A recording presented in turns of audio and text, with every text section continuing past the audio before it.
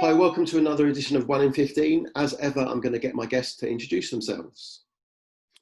Hello everyone, my name's Paul Hammond. I live in Luton, currently threatened with a second lockdown, but my job, I suppose, is best said to be an educator. So I'm a former head teacher, consultant in schools. I work as an SLE, which is an acronym for Specialist Leader in Education. But I've also got a finger in several pies. That one time music promoter, I do work in heritage, both natural heritage and also the built heritage as well. So yeah, those are a number of projects that I see as part of my portfolio. Dare I be so grand to say. Brilliant. It's really great to have you here, Paul, and we'll see which of those pies kind of emerge in our discussion. As you know, in the series, we're concentrating on like one big thing that's dominating people's thinking. I'm sure there's more than one thing, but what might be that dominating thing for you?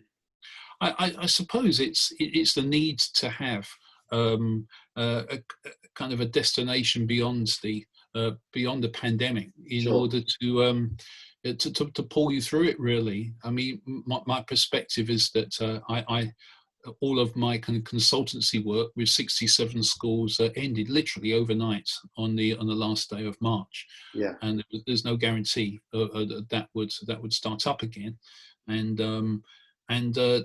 So I've been making those observations about myself, and also with my family. I've got a 22-year-old that just kind of graduated from uni, and my daughter who works at a local hotel in the spa. So we've been kind of thrown together with my wife, who's also a teacher as well, and we're just all of us, I suppose, in our own different way. I've had to work really hard in order to find employment and peace of mind. I mean, beyond that. And it's interesting, isn't it? The first thing we do is we think about employment. You need a destination. And but for my son, it's been more than that. It's been about where am I going to live? So it's almost like when we went back to collect his stuff from his flat that I've paid blooming £2,000 for, he hasn't slept one night in. It was almost like going to his rooms like the Mary Celeste, the kind of pizza boxes everywhere, the usual kind of student paraphernalia around. But he's had to choose about where is his destination. Is that going to be in Salford, where his mates were, and or is it going to be back in Luton? Fortunately he's got a job here in Luton, so that is his, for the next few years. That's where he's going to be sent. He's got a job, and we're kind of making friends there.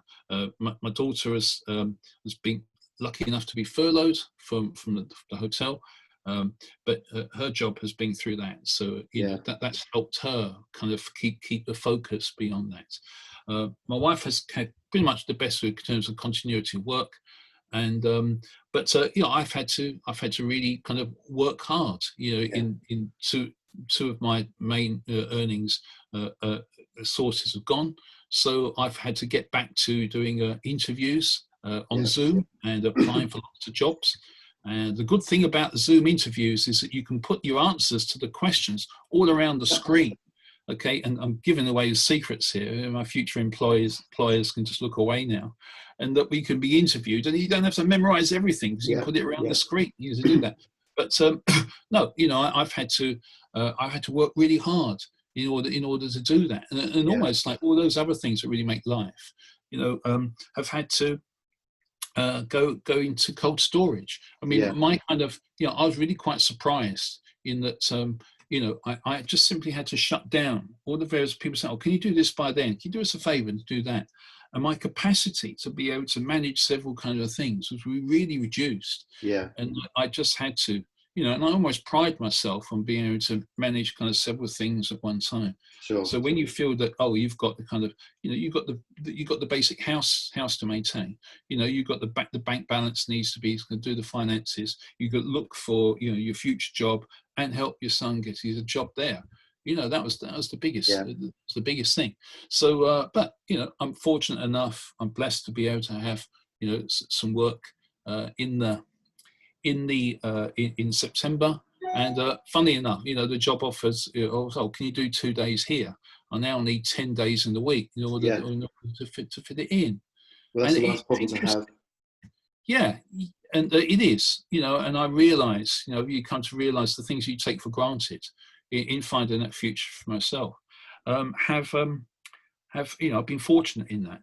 But the other thing is, it's interesting in that when you do look for kind of employment or that, I've always seen myself as a school teacher, working in schools. Yeah. But some of the interests that I've developed in natural heritage, in built heritage, and and other things, it's good to kind of maintain those, because sometimes you can beyond your prime employment in education, you can see opportunities can come for sometimes to be involved in projects, and sometimes to get money from those from your interests as well.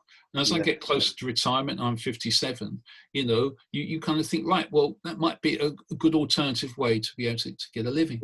So I've managed to, all of us then have had to try to find a focus.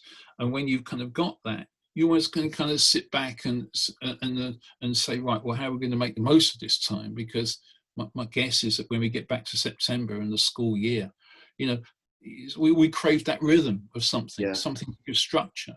So I've seen in my day, I've got to get up. I've got to completely, when I've got teenagers staying up, well, not teenagers, 20-year-olds staying up to 3 a.m. playing video games with their mates. That's the time of day in which they inhabit, and they don't see the morning. They emerge at 12:30. So they're on a different kind of 15-hour cycle to ourselves. I've got to tidy the house. That's my rhythm. I've got to have the kitchen looking nice. I've got to feed the fish. I've got to cut the grass, whatever like that. And only when is that done, can I then kind of face the day? And then I've got to go for a run. I've got to run. That's why I'm in running gear, and then I can start the tasks of the day. So the imposition of some kind of daily rhythm, has helped really.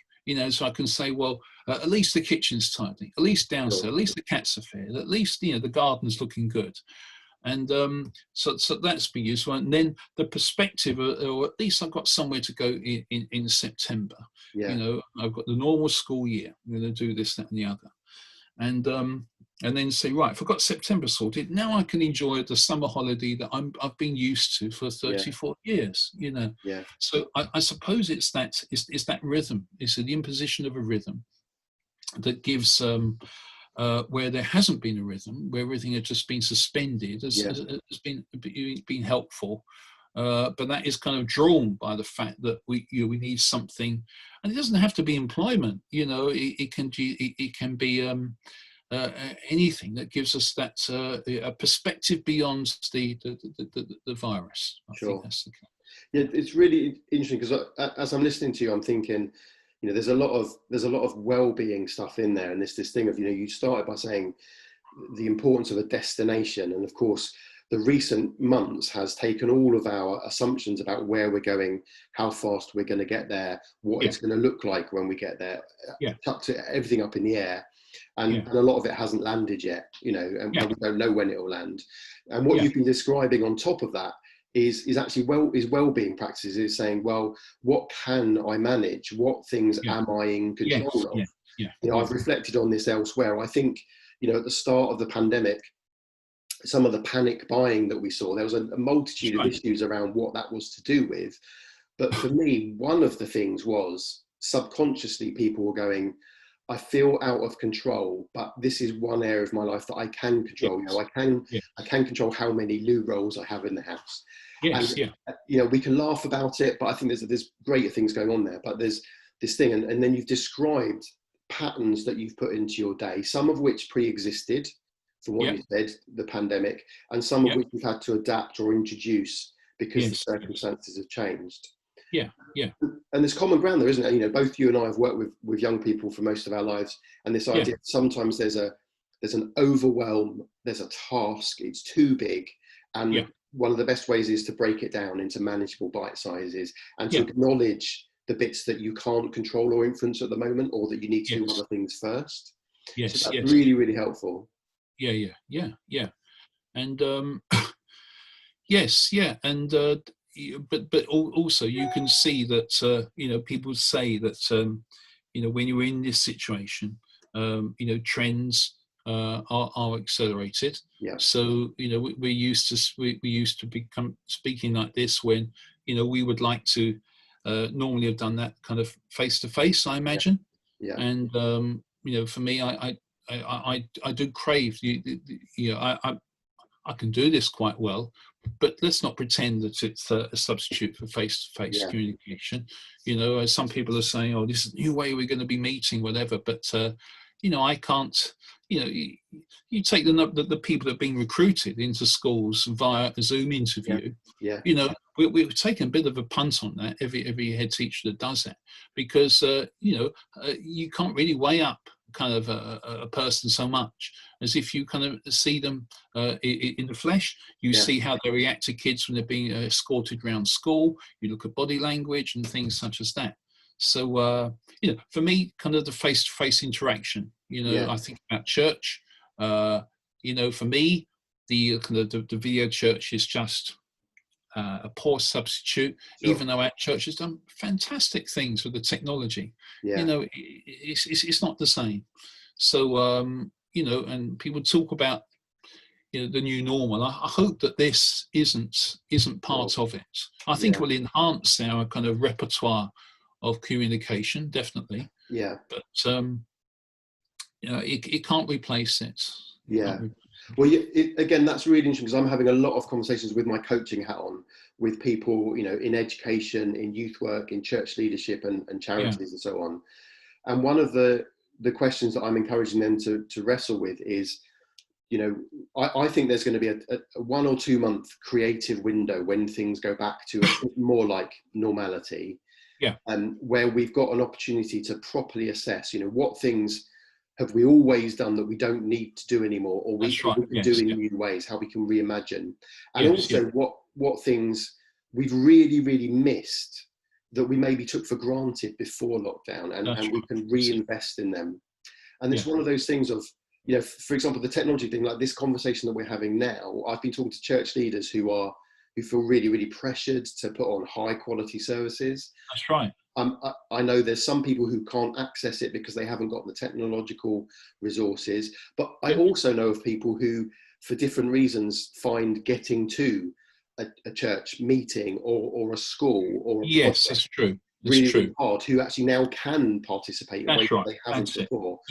So there's a lot of advantages, and so for me, that it's an opportunity. It's about saying, well, what do we need to reinvest in? We all long for physical contact, but actually we've all, you mentioned earlier that thing about having cheat sheets on the screen in a job interview. There are some advantages of this as well. So for me, it's that kind of trying to get the good that's coming out of it, this new way of reimagining things, whilst at the same time acknowledging that there's things that we're going to be really glad when we can do the old way. So could take a good example is kind of house groups at church. I was always one of those people that didn't do house groups because number one, I considered myself to be busy, and but I've since then we've joined a virtual house group, and apart from when Luton are playing for their last game and everything else, I've attended all of them. And that's enhanced my kind of church life, and got to know people, and feel I'm part of I'm part of a community, that I wasn't pre-COVID. I found it easier to participate in that, and it's really good what you say about let's add that to our repertoire. Let's be able to have that as a in church, every Sunday morning, that we've got a live stream going, and we kind of think about how we're going to be presenting that, because the ability to be able to include such people that can't make it is enhanced. So those are good examples. So we're basically in the last 30 seconds. We'll run over a little bit. That's fine. I always like to get people talking about the hope. I think we've just done that though. I think we've talked about this challenge, this opportunity in front of us to recognize what's good from the old and what's good from the new, and emerge into a new that has hopefully the best of both, and mitigates against the worst of both. Is there anything else you want to share quickly? Well, there is. I mean, there is that. I've been fortunate blessed to be able to in a position I've got a perspective, you know, of a destination for the year ahead. Let's just say that. Yeah. How can I provide other people with that hope and that destination? You know, how can I, in my, you know, with the influence I have, some of the resources I have, the expertise, you know, not just having secured that for myself and my immediate family. What about friends? What about neighbours? What about colleagues? How can I, in my conversations, in the way that I, you know, I've got some budgets to, you know, to think about through my, you know, voluntary work. You know, some of those are really common. How can I include people? You know, how can I kind of rekindle some friendships? You know, that can help the thing that I craved. How can I generate those opportunities for other people? I think that just by being creative, but by you know, taking off my blinkers and looking beyond the immediate family here, you know, how can I help people? You know, to provide hope. I mean, I think it boils down to that really. And that this conversation has been useful in teasing it out. Cool, excellent, Paul. We've run out of time. That's been really brilliant, though. Thank you very much. Right, my pleasure.